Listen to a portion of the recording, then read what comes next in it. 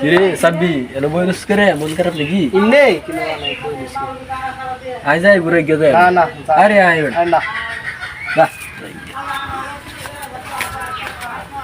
রে সুইম কি খবর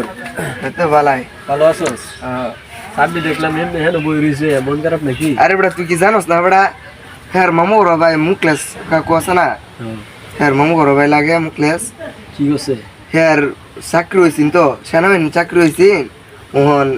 পুলিশ বেরিবেশন নিতে আসছেন বাড়িত মানে মুকলা কুয়ে দিছে বেরিবেশন এই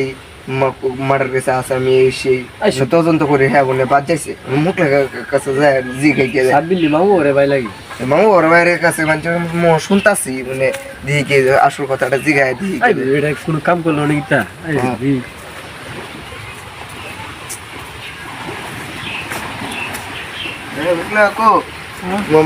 মামু ওরা বাইরের গুলি চাকরি হয়েছেন